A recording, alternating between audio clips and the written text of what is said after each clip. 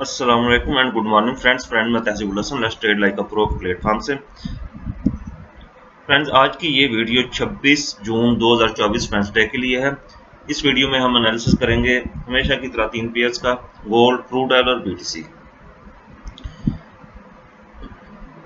Technical analysis करने से पहले हम फंडामेंटल न्यूज़ देख लेते हैं। फंडामेंटल न्यूज़ में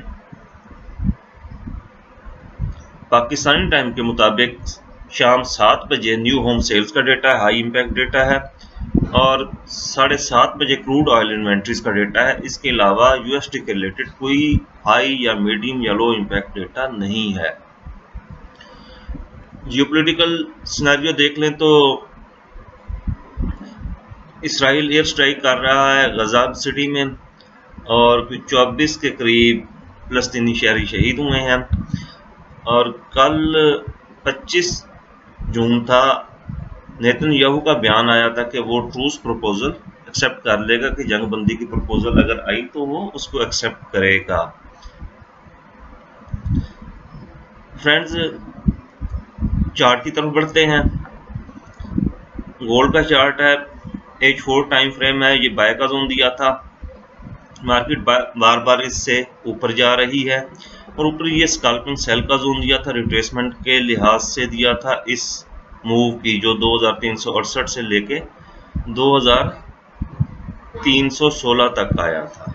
इस सेल के मूव की, जो लास्ट फ्राइडे को आया था, उस सेल के मूव की रिट्रेसमेंट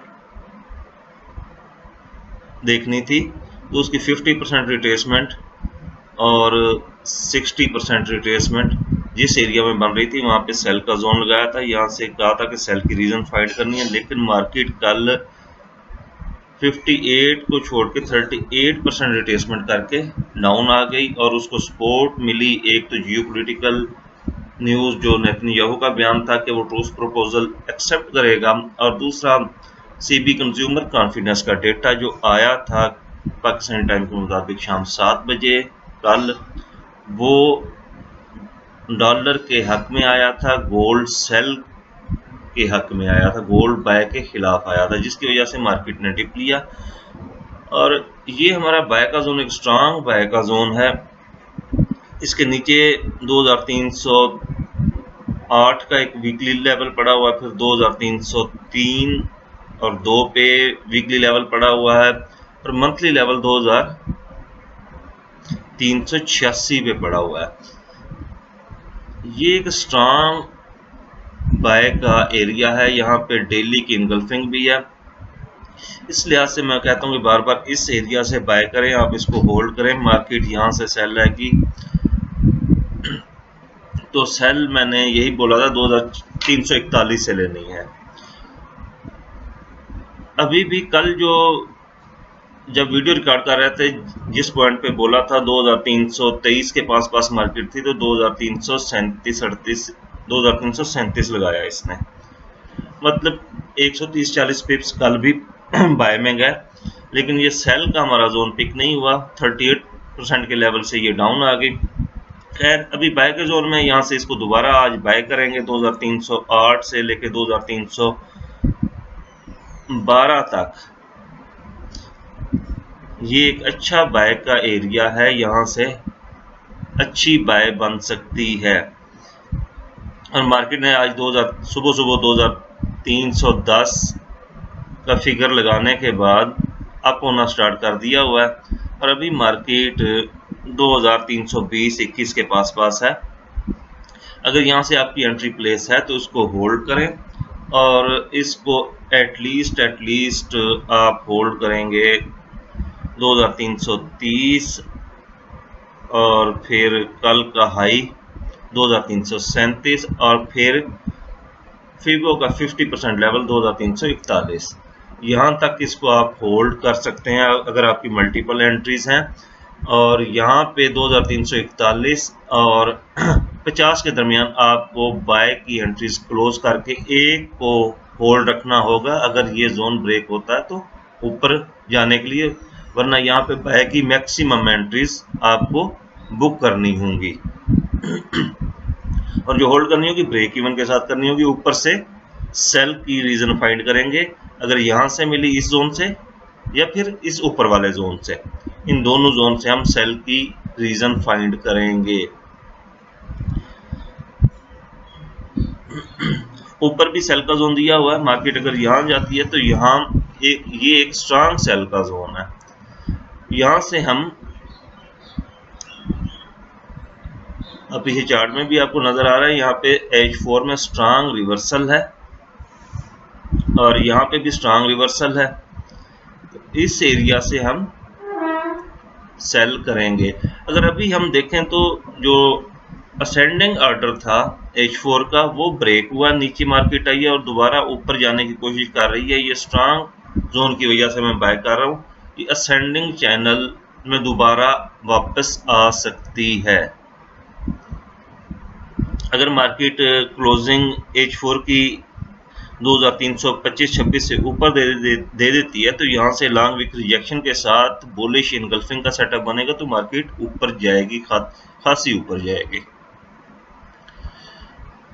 फ्रेंड नेक्स्ट पेयर हमारा क्रूड ऑयल पे जो सेल और बाय के जोन दिए हैं अभी तक रिस्पेक्ट नहीं हुए। ऊपर सेल का जोन जो है वो 81.93 से लेके 83.33 इस जोन में है। यहाँ पे बेयरिश इनगल्फिंग का सेटअप भी देखा था हमने वीकली में और इसी बेस पे ही ये जोन लगाया था, और यहाँ पे वीकली और मंथली के रेजिस्टेंस लेवल्स भी पड़े हुए हैं।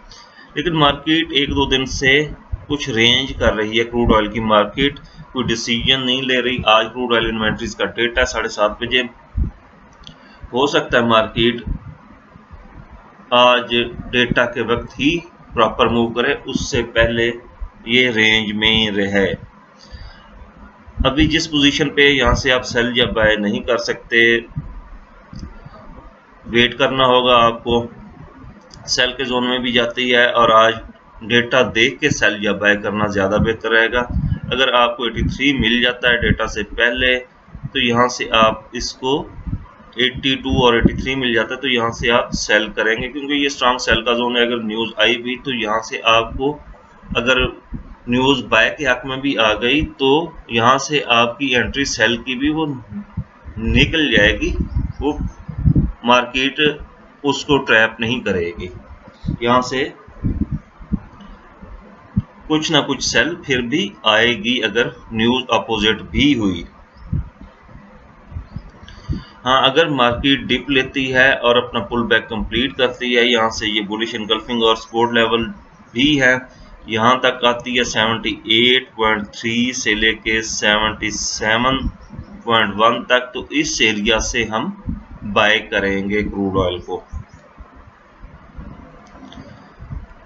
फ्रेंड नेक्स्ट पेयर हमारा BTC USD अपने डिसेंडिंग चैनल में चल रहा था। उसने लोअर ट्रेंड लाइन को ब्रेक किया था, नीचे आई। हमारा बाय का जोन ऊपर था 61,000 के पास, ये 58 लगाया इसने। ये कल की बात, बल्कि परसों की बात है। अभी कल मैंने यही बोला था कि इस लेवल से आप इसको बाय करें। कल ये 60,000 के पास था, 59,000 60,000 के पास था जब मैंने आपको बताया था कि ये बाय करें। बेसिकली ये हम एक बाय का जोन दिया हुआ था और रिट्रेसमेंट लेवल के लिहाज से ये एक जोन लगाया हुआ था मैंने पीछे कि मार्केट यहाँ से बाय सॉरी यहाँ से बाय जाएगी। ये 57,900 का रीजन था। मार्केट इससे थोड़ा सा ऊपर रिट्रेसमेंट लेवल में कुछ पिप्स का फर्क रह जाता होता है, तो वो इतना मैटर नहीं करता। 58,000 और 58,500 को इतना खास मैटर नहीं करता। अब यहाँ से मैंने बोला था कि बाय लें और मार्केट अभी ऊपर चली गई हुई है। अगर डेली टाइम फ्रेम में देखें तो ये डिसेंडिंग ऑर्डर के अंदर चली गई हुई है और H4 के हिसाब से ये अभी ऊपर जा रही है। ऑल्दो इस पे सेलिंग प्रेशर है, लेकिन यहाँ से ये रिकवर कर रहा है एट और एटलीस्ट मेरे ख्याल के मुताबिक इसको 64,000 तक जाना चाहिए, इन्वर्टेड हेड एंड शोल्डर बनाना चाहिए, उसके बाद ये अपना मूव और डिसाइड करेगा। और अभी अगर हम देखें तो ये एक H4 में स्ट्रांग सेल है, मोरोबुजो कैंडल है, और ये छोटी बाय की कैंडल बनी थी, उसको इनगल्फ किया है, स्ट्रांग सेलिंग इनगल्फिंग बनी थी। तो यहाँ पे आके हम देखेंगे कि मार्केट क्या बिहेव करती है। अगर यहाँ से सेल आती है और दोबारा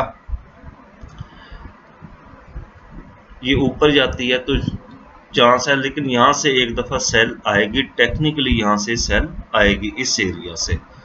इसको आप